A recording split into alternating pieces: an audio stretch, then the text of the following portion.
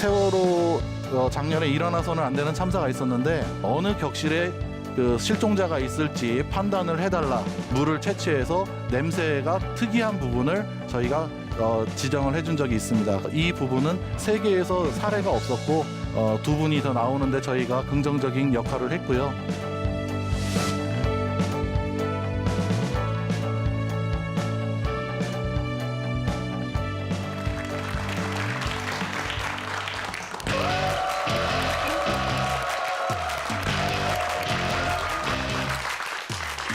안녕하세요. 뉴턴이 사과나무 아래에서 발견한 과학, 그 짜릿한 즐거움을 여러분에게도 선사해드립니다. 사람과 과학의 만남, 사과나무의 엄지혜입니다.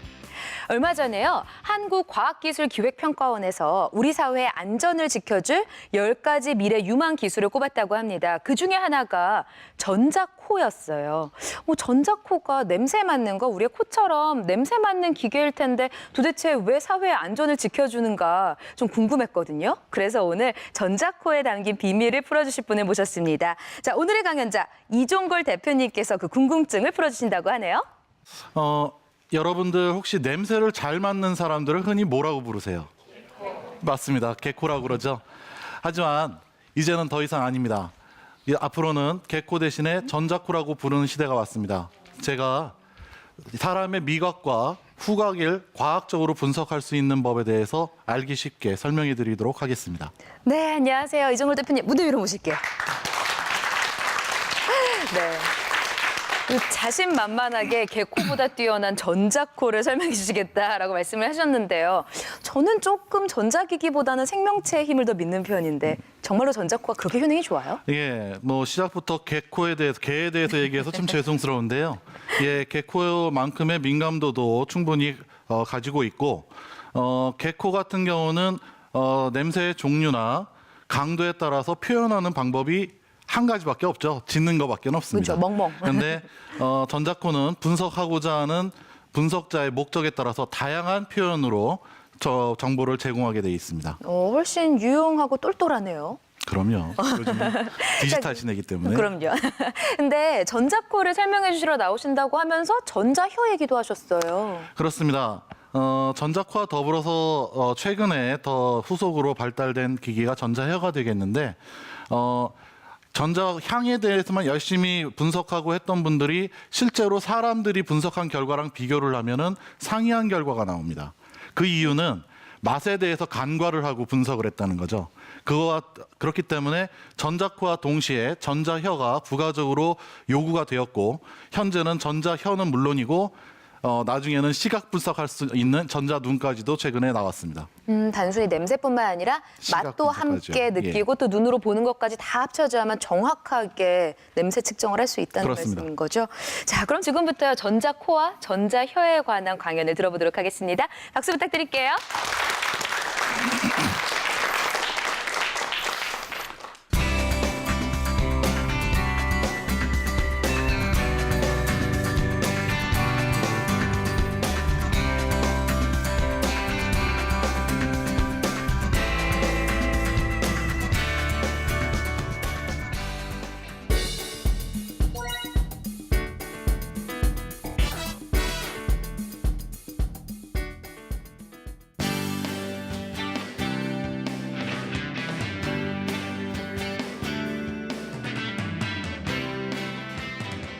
예전에 선풍적으로 인기가 있었던 드라마 중에 이런 대사가 나옵니다. 어린 장금이가 홍시가 홍시 맛이 나기 때문에 홍시라고 생각을 했는데 왜 홍시라고 생각을 하냐라고 물으신다면 하면서 상당히 당황해하죠.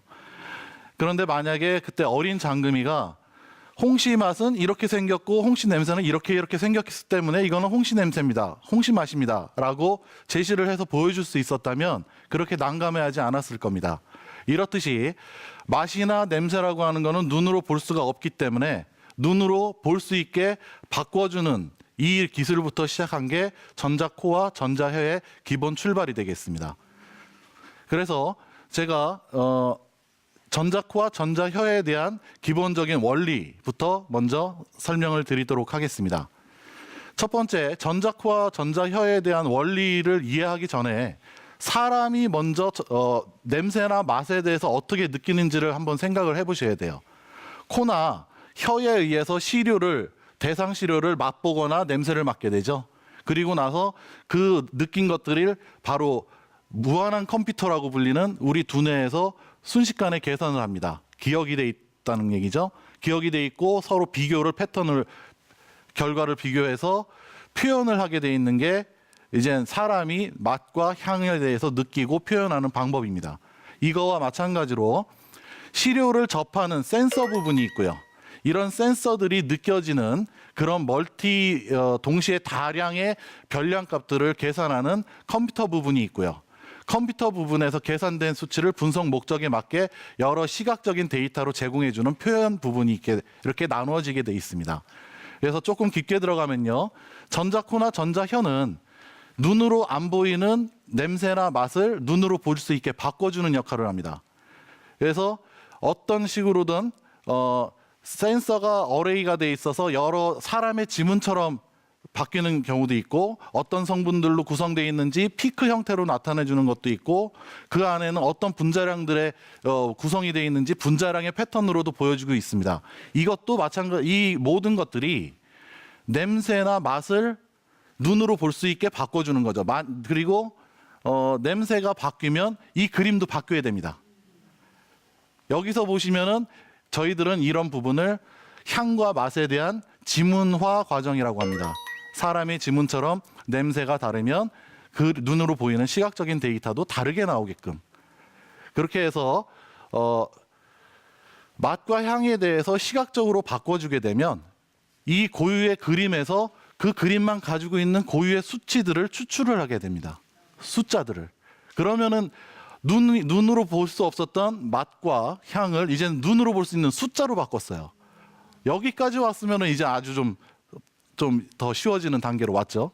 그래서 여기서부터는 여러 통계학적인 또는 수학적인 계산이 들어가서 분석하고자 내가 냄새를 왜 맡아야 되나, 이 시료들을 왜 맛을 봐야 되나, 분석 목적에 따라서 원하고자 하는 그런 데이터로 보실 수 있게 되는 겁니다. 그래서 전자코가 전자혀가 이 두 가지 아이템들이 어떤 식으로 가동이 되고 있는지 간략하게 여기 장비를 못 가져올 정도로 작지가 않기 때문에 현재는 간략하게 동영상을 통해서 설명을 드리도록 하겠습니다. 보고 계시는 전자코나 전자혀는 이렇게 모델이 여러 가지가 있는데요. 처음에 보시면은 전자코나 전자혀의 여러 대상 시료들이 액상도 좋고 고체도 상관없습니다. 바이처럼 바이알에다가 넣기만 해서 무게만 제대로 재가지고 넣으시면 됩니다. 그래서 이렇게 캐핑으로 해서 딱 뚜껑을 잠가 주신 다음에 거기에 올려놓으시면 로봇 팔이 그걸 들어다가 히팅을 시키고 흔들어 주게 되죠. 그러면 열이 강하고 흔들어 주니까 냄새가 발생하고 발생한 냄새 부분만 주사기가 찔러서 전자코 기기에다가 넣게 됩니다. 넣게 되고 그렇게 넣는 순간부터 이제 냄새가 들어왔으니까 이 냄새를 어떻게 눈으로 보여줄지 컴퓨터 프로그램이 그때부터 작동을 시작하게 됩니다. 그래서 여러 센서가 심지어는 18개까지 있는 그런 전자코 같은 모델은 선에 18개 선이 동시에 나오게 됩니다. 이 8개 선에 동시에 그려지는 그림이 바로 향이 눈으로 볼 수 있게 바뀌어진 지문이죠. 그래서 이 바뀐 지문에서 통계 처리를 해서 어떤 향이 더 많고 어떤 향이 갈수록 더 진한 향인지 향의 종류가 어떻게 다른지 이렇게 판단을 할 수 있겠습니다. 그다음에 시료가 두 가지만 비교할 수는 없어요. 세 가지도 될 수 있고 10가지도 될 수 있고 각 시료마다 얼만큼의 차이가 나는지 그 거리를 가지고 비교를 할 수도 있습니다. 그래서 여러 가지 분석하시고자 하는 분석 목적에 따라서 다양한 그런 시각적인 표현을 보실 수 있는 게 일단 전자코의 원리가 되겠습니다. 그래서 어떤 기준 시료가 있으면 냄새의 패턴을 비교해서 이 안에 규격 적합인 부분이 있을 거고 그 범위를 벗어나면 규격 아웃이 되겠죠. 그렇게 해서 품질에 대한 굿이냐 배드냐 나눌 수 있는 품질 관리로도 활용이 될 수 있겠습니다. 그럼 다음 전자혀 같은 경우는 어떻게 되어 있냐면요. 전자혀 같은 경우는 서로 많은 다른 액체 센서로 구성되어 있어요. 그래서 액체를 대상으로 하는 그런 장비가 되겠습니다. 그래서 비커에다가 액체 시료를 따라 주시기만 하면 시료 준비 끝입니다. 그래서 올려놓으시면 저 프로그램에 의해 가지고 저런 액체 센서가 그대로 당겨지면서 마찬가지로 맛을 눈으로 볼 수 있게 바꿔줍니다. 지문이 바뀌어졌다는 거죠. 맛의 지문입니다. 그래서 마찬가지로 분석하시고자 하는 여러 가지 통계 데이터로 다 제공을 하게 돼 있는 겁니다.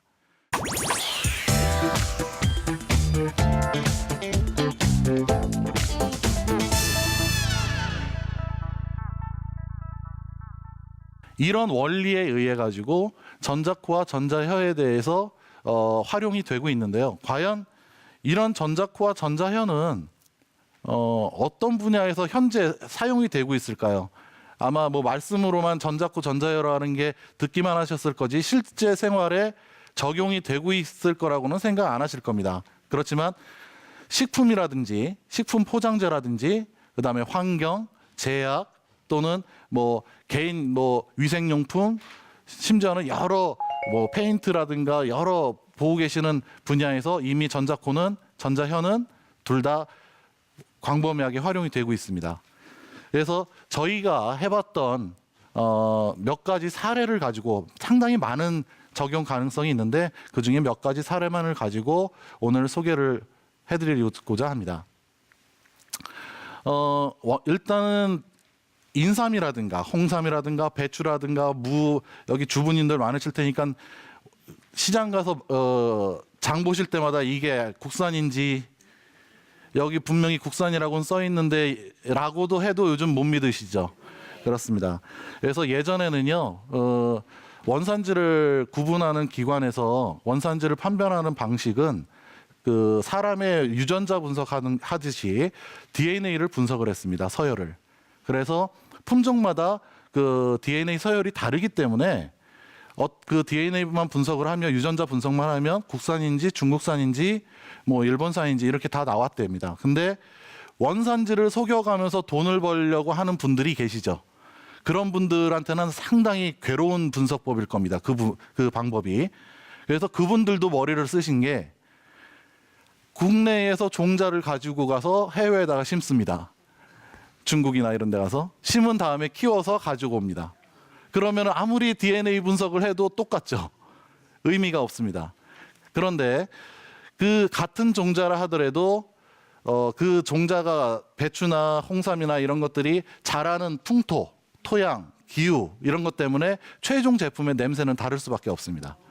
그래서 전자코나 전자혀를 통해서 원산지를 판별하는 데도 현재 활용이 되고 있습니다. 그리고 유제품이라든가 우유라든가 또는 음료수 같은 경우는 같은 제품이면은 냄새의 차이가 막 나면은 그거는 품질의 차이와 직관됩니다. 이해 가시죠? 그래서 기존에 뭐 어떤 품질 관리를 하시는 분들은 어떤 성분이 얼마큼 있네, 유해 성분이 얼마큼 있네 이것만 신경 쓰는 게 문제가 아니라 요즘은 전체적으로 냄새의 패턴이 규격이 적합하다, 패턴이 다르면 얼만큼 다르다 이걸 가지고 그레이드별로 나눴습니다. 그레이드별로 나눠서 최종 제품에 대한 제대로 된 등급을 바로바로 판정을 해주는 쪽으로 활용이 또 되고 있습니다. 그리고 맛이나 향을 연구하는 분야 중에 제 경험상 가장 초고밀도로 연구 분야가 집중되는 분야는 라면 스프예요. 마법의 가루라고 그러죠. 예능 프로에서 맛이 안 나는데 몰래 하나 싹 넣으면은 맛이 살아나고 그래서 해결되는 부분이 많습니다. 이 라면 스프는 말 그대로 한 40여 가지 이상의 원료를 써가지고 만드는 제품입니다.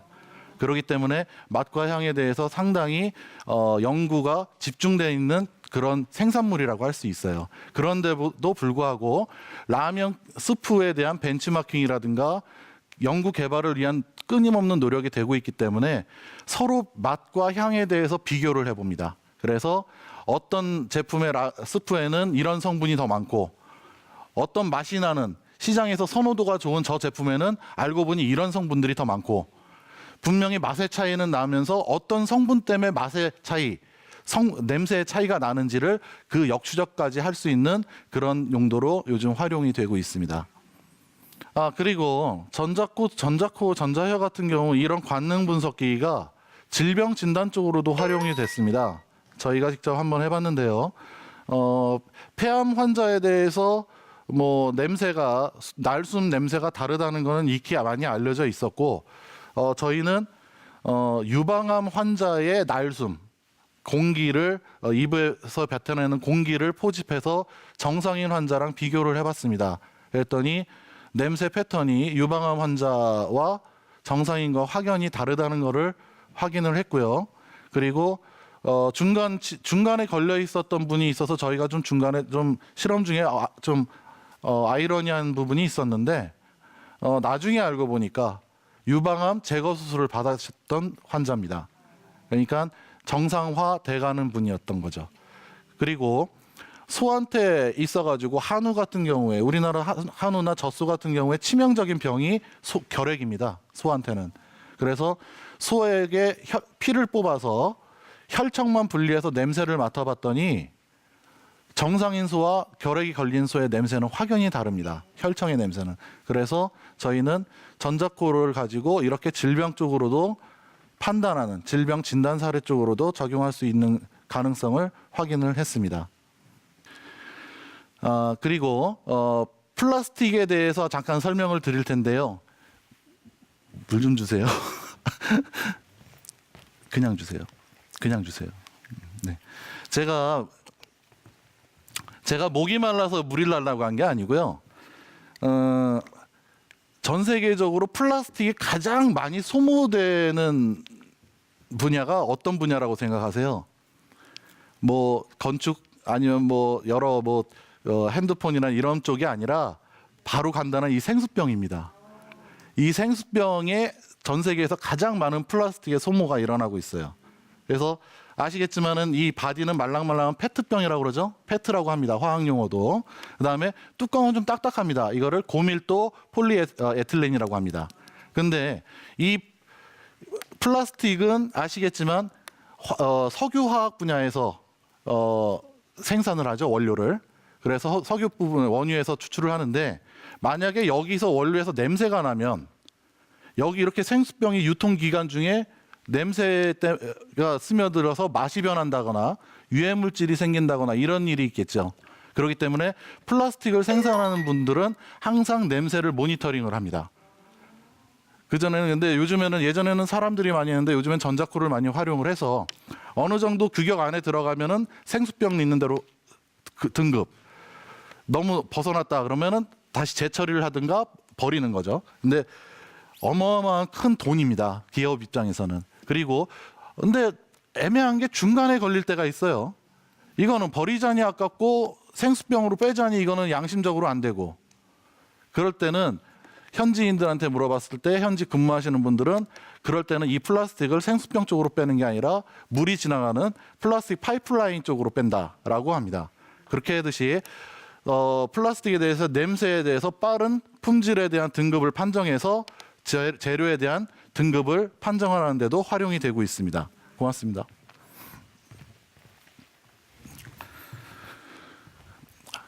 그 다음에 이젠 시간에 따른 냄새의 변화, 또 시간에 따른 품질의 변화에 따라서 알 수 있는 건데요.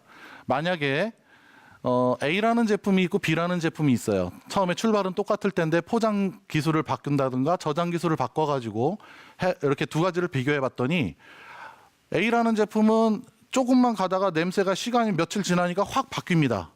근데 B라는 거는 쭉 가요. 쭉 가다가 나중에 한참 지나서야 변합니다. 그러면 그 그래프만 딱 보더라도 A라는 것보다는 B가 시간에 따른 냄새 안정도가 좋구나. 그 말은 품질에 대한 안정도가 좋다라고 판정을 할 수가 있겠고, 아까 B가 쭉 가다가 나중에 확 변하죠. 이때는 바로 유통기한이 되는 겁니다. 그 제품의 식품이라면. 이런 식으로 해서 품질의 안정도 및 유통기한의 판정에도 활용이 되고 있습니다. 그리고 마지막 예인데요. 뉴스를 통해서 좀 들어보셨을 수 있습니다. 그래서 세월호 작년에 일어나서는 안 되는 참사가 있었는데 나중에 이제 그 실종자가 하도 이제 수색이 안 되는 시즌에 이제 저희가 투입이 됐습니다. 그래서 어느 격실에 눈으로도 보이지 않는 그 진도 앞바다이기 때문에 어느 격실에 그 실종자가 있을지 판단을 해달라. 그래서 물을 채취해서 냄새가 특이한 부분을 저희가 지정을 해준 적이 있습니다. 그래서 그 뒤에 이제 두 분이 더 나오는데 저희가 긍정적인 역할을 했고요.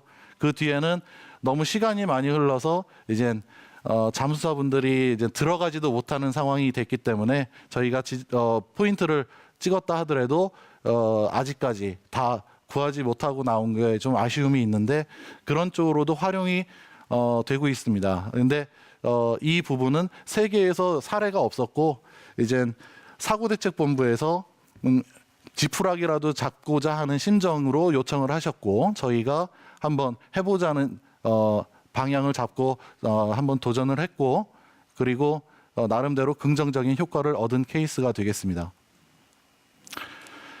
이렇듯이 상당히 많은 분야 중에서 일부의 사례를 가지고 전자코와 전자혀가 어떻게 활용이 되고 있는지에 대해서 설명을 드렸습니다. 앞으로도 더 많은 분야, 앞으로 여기 계신 분들이 생각할 수 있는 모든 더 적용 분야를 다 확장이 될 수 있도록 계속적으로 발전이 될 거라고 판단하고 있습니다. 제 강연은 여기까지입니다. 감사합니다.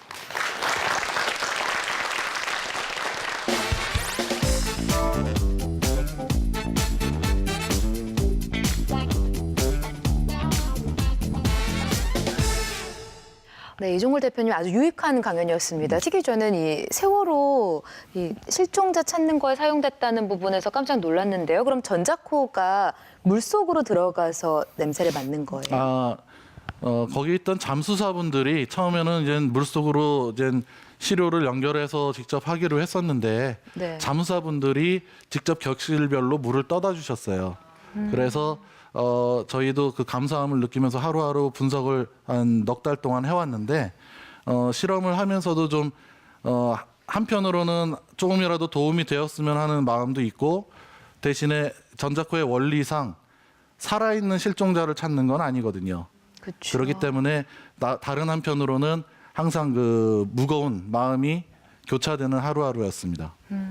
그러니까 사람은 사실 제가 아까 뭐 생명체가 전자기기보단 더 낫지 않느냐라고 말했던 게 후회가 될 정도인데요. 사람은 물 냄새를 구분하기는 힘들잖아요. 물에 있는 액체의 냄새를. 근데 이런 식으로 전자코는 우리 사회의 안전을 위해서 곳곳에서 사용이 될 수 있다는 게 참 놀랐습니다. 여러분들도 궁금한 부분이 많으실 것 같아요. 궁금한 분 있으시면요. 궁금한 부분 질문해 주시죠. 네. 말이 떼기가 무섭게 그냥 손을 번쩍 들어주셔가지고요. 진짜 궁금하셨나 봐요. 어떤 얘기인지 좀 들어보겠습니다. 저 강연 정말 잘 들었는데요. 아까 전자코하고 그다음에 전자혀하고 설명을 해주셨는데 이제 혀 같은 경우는 5가지 맛을 느낄 수가 있잖아요. 그러니까 맛의 범주가 정해져 있는데, 그러니까 냄새 같은 경우는 다양한 그런 화학 물질을 갖다가 이제 뭐 섞여서 이렇게 냄새를 맡게 되는 건데, 그리고 센서를 아까 19개 정도를 써서 냄새를 파악한다라고 말씀을 하셨잖아요.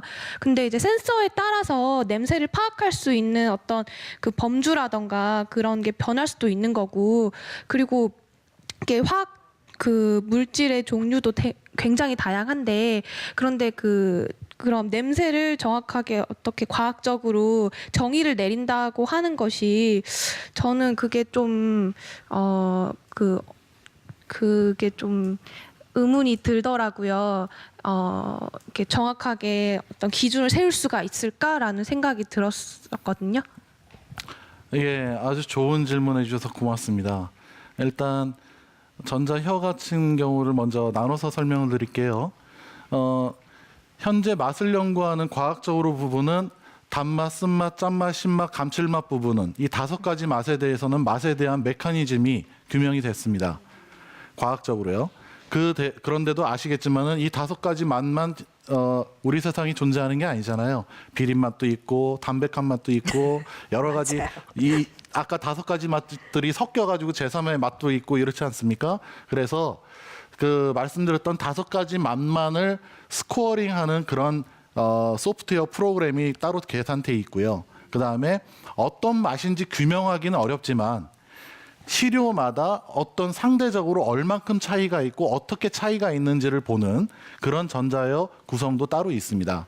그렇게 돼 있고 그다음에 센서를 가지고 그 많은 냄새의 종류를 어떻게 할 수 있느냐. 아유 진짜 전문가적인 질문을 하셔서 고맙습니다. 근데 센서가 아까 18가지 종류의 센서가 최대가 있어요. 근데 한 센서가 한 가지 화학 성분에만 움직이고 다른 성분에는 움직이지 않는 그런 센서가 아니고요. 화학 성분에마다 반응은 하는데 반응하는 정도가 각각 다를 정도입니다. 그렇기 때문에 어떤 냄새가 와도 이 18개의 센서의 조합, 패턴이 다를 수밖에 없는 거죠. 그 패턴을 가지고 같은 냄새가 종류가 같은 거냐 아니면 종류는 같은데 강도가 다른 거냐 이렇게 해서 다 그 데이터베이스를 축적을 한 것들도 다 있습니다. 그 미국 수사 범죄 드라마에서 봤던 부분 중에 하나가 있는데요. 이 전자코를 이용해서 범인을 잡았어요. 그런 부분도 나왔는데 물론 어느 정도는 극화가 된 내용이긴 하겠지만 이런 정도로 범죄 수사에도 활용이 될 수 있는지 이 부분이 궁금해요. 네, 아시겠지만 동물들은 엄마 아빠를 냄새로 하면 바로 구분을 합니다. 자기 그렇죠? 엄마가 아니면 아니다. 자기 부모가 맞으면 네네. 맞다. 바로 냄새로 구분을 합니다. 이렇듯이 사람은 아무리 향수를 쓰고 어떤 그 화장품을 쓰고 한다 하더라도 그 사람의 고유의 냄새 패턴이 다를 수밖에 없습니다. 그렇기 때문에 이거를 필터링 이제 또 프로파일링을 해놓고 나중에 그걸 데이터베이스화해서 용의자를 축소하는데 상당히 도움이 될 것 같고요. 그렇지 않아도 최근에 검찰청에서 이런 사람에 따른 냄새 데이터베이스를 가지고 이제 범인을 용의자를 집중하는데 과학적 수사를 적용을 하자라는 쪽으로 얼마 전에 발표를 해서 진행 중에 있습니다. 그러면 사람의 이 채취가 정말 지문처럼 다 다른 거예요? 아무리 노력을 해도 네. 세세하게 들어가면 거기까지 똑같을 수 있는 사람은 DNA처럼 없습니다. 그렇구나. 그렇습니다. 그러면 분명히 이 전자코는 범인 찾기에 상당히 활용될 수 기여를 있겠네요. 할 겁니다. 네, 오늘 전자코에 대해서 좋은 강연해 주신 우리 이종골 대표님 큰 박수 부탁드릴게요.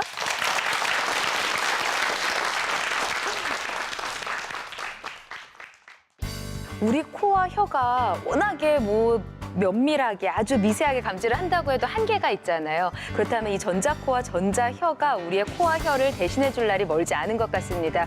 특히 저는 이 부분이 제일 감정에 와닿았고요. 제일 감동스러웠는데 이 세월호 수색 작전에서 이 전자코가 사용됐었던 것처럼 이 과학의 발전이 우리 삶에 우리 사회에 희망이 주지 않을까, 희망이 되지 않을까 하는 기대를 갖게 됩니다. 자, 사람과 과학이 만나는 사과나무 오늘 준비한 내용은 여기까지입니다. 다음 시간에 더욱더 사람에게 도움이 되는 과학 내용으로 여러분 찾아오겠습니다. 고맙습니다.